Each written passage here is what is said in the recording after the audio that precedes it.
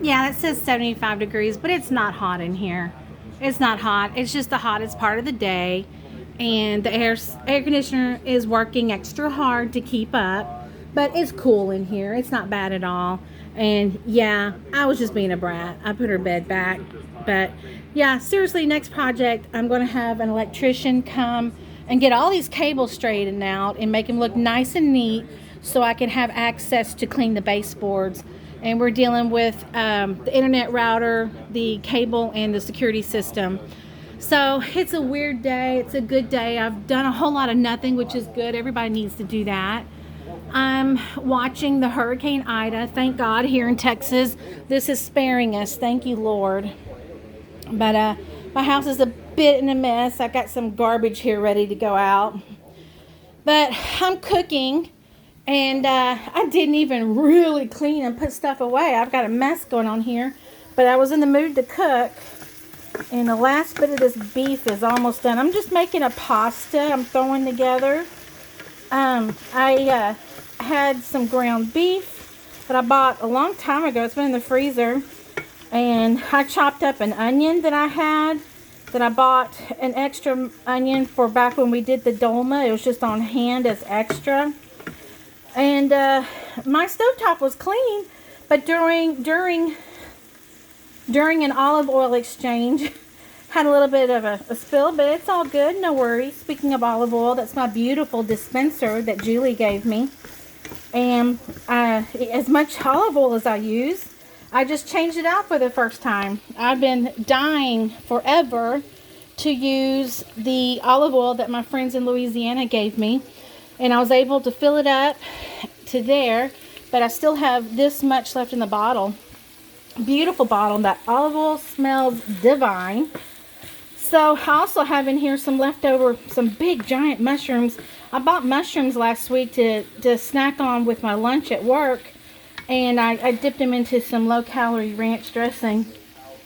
And when we were at Central Market, they had a, I'm getting ready to put the pasta in.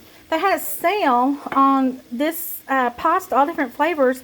And the deal was you bought 2 jars of this, you could have a choice of your pasta for free. So this looked interesting. So today's the day. I'm going to, wow. I'm holding my camera because I could not find, it's a funky day today. It's a very funky day. Lots on my mind. I'm good. I'm blessed. Everything's fine. I'm well. I'm happy. It's one of those days. You've got stuff going on in your brain and you're thinking. And my thoughts are heavy on Louisiana. I've got good friends there who are safe. However, let me see if I can put this in here and not destroy the shot. Or stop the camera. Okay, let's see. They're safe. They have moved to a safer location. But still, all this storm stuff brings back memories of Harvey. And this beautiful kitchen is brought to you courtesy of Hurricane Harvey. And I guess it's just stinking thinking today. I'm so grateful to God that we're not evacuating and we're not picking all our belongings up off the ground. And we're not worrying about deductibles and storage, and I'm thankful to God for that. But, you know, it's just stuff to get you thinking. By the way, I also have in here a few hefty tablespoons of some condensed bruschetta. Not really bruschetta, it's sun-dried tomatoes that you use. It's the base of it that you use for bruschetta.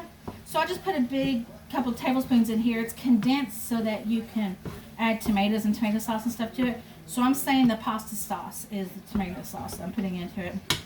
But anyway, there's so much going on in our world, and no matter how horrific it is, you know, we truly are blessed people. And we can be sad and blessed at the same time. Okay, there's no smell to the pasta, but I don't remember smelling any any other pots just either, so no biggie. Let me put this in my pile of garbage over here on the, how you say, I'm losing my words. What's it called? Cutting board. I'm putting all my trash there. So, I guess like a lot of people, when I'm in my fields, I eat. But I made a deal with myself. This is not too terribly unhealthy. It'll be unhealthy if I eat the whole thing, and I have no intention of doing that. I'm going to have a healthy serving, and what's left over will be for lunch tomorrow. So that is that. Got the pasta. I've also got some chopped up garlic in there, and it's going to be yummy.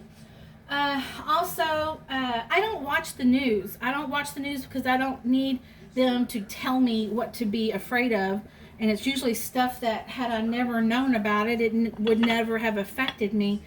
And we know how the news is a moneymaker, and when there is no news, they make news.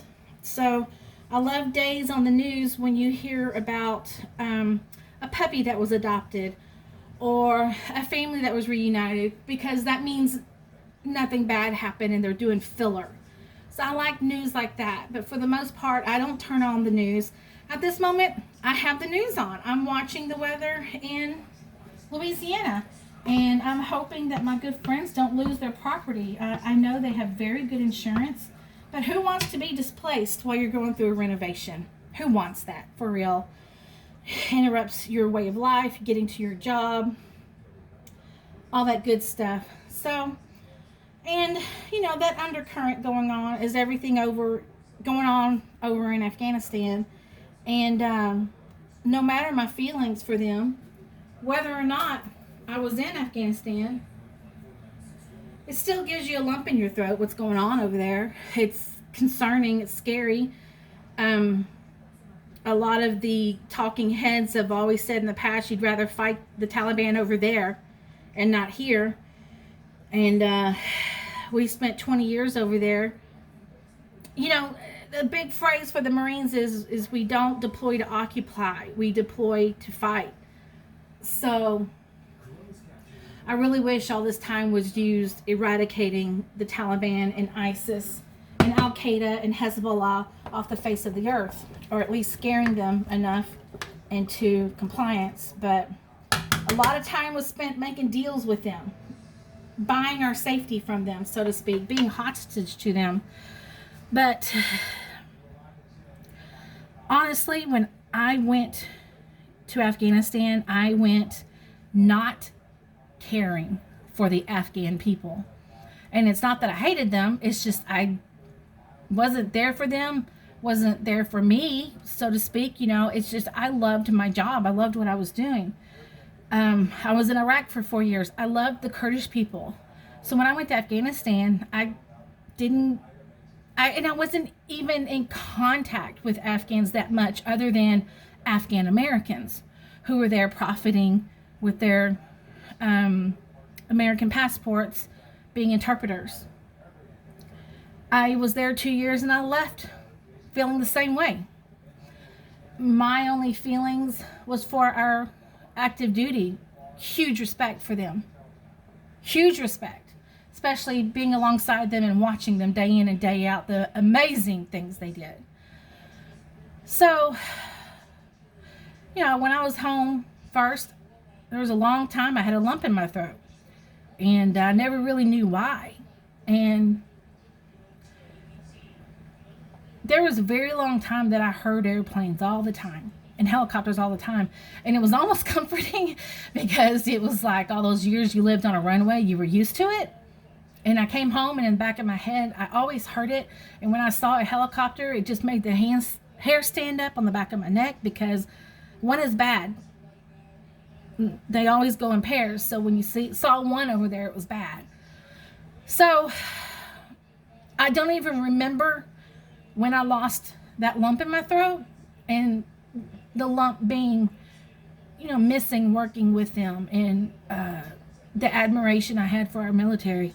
I don't even remember when the lump went away, because it's like bam, bam, bam. You know, things kept happening.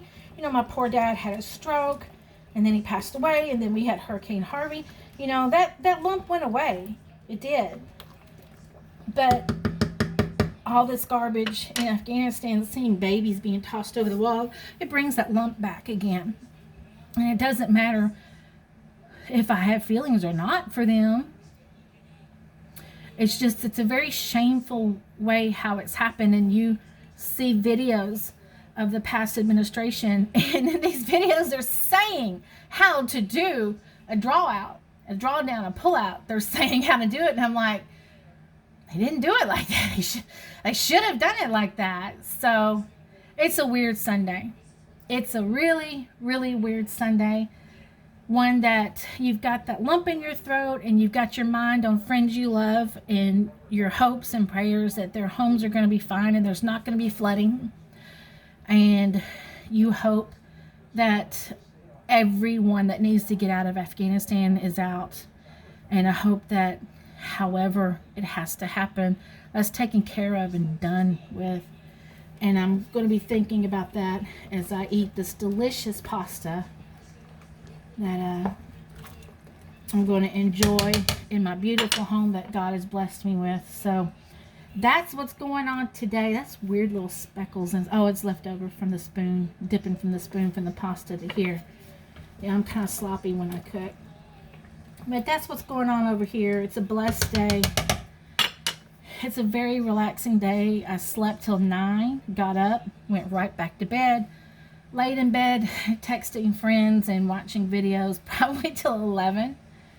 And the house looks like it's in a mess, but I've got pockets here and there of things put away that has taken a very long time to get straight, and I feel good about it. So if anybody knows an electrician that wants to come over here and straighten out my cables, please send them my way. I'd be very grateful. And I'll get those sheetrock fixed with those little plates, outlet plates. I would greatly appreciate it. Also, I'm looking for somebody to hang my swing for me. I've got a swing that will support the weight of 1,000 pounds.